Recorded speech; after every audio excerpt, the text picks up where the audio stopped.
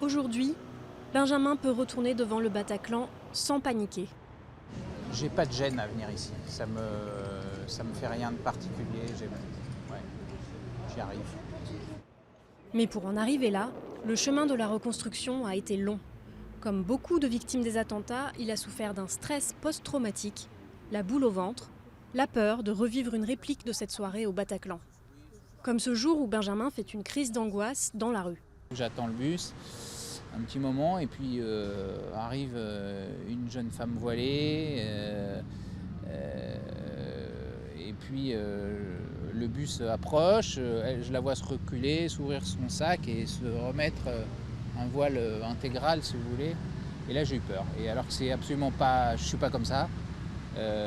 Donc j'ai été gêné pour plusieurs raisons, quoi. Effectivement, déjà premièrement parce que j'avais peur et aussi parce que je réagissais comme ça.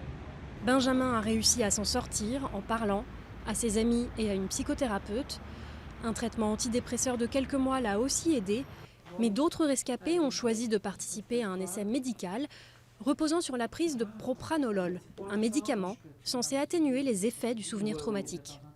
Un protocole de 6 semaines, mis au point par un psychologue canadien et parfois qualifié de traitement miracle. Moi, je ne crois pas au miracle, je ne crois pas que ce soit une cure miracle. C'est simplement un nouvel outil thérapeutique qui permet d'aller plus vite qu'avant.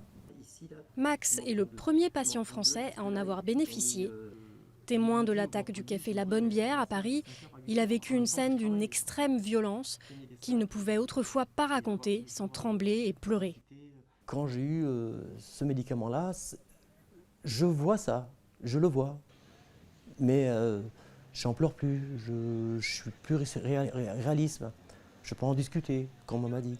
Et justement, il faut que j'en discute. Et ça me met du bien, ça fait du bien. Mais dire comme ça, de l'oublier, jamais. Je ne pourrais pas oublier ça.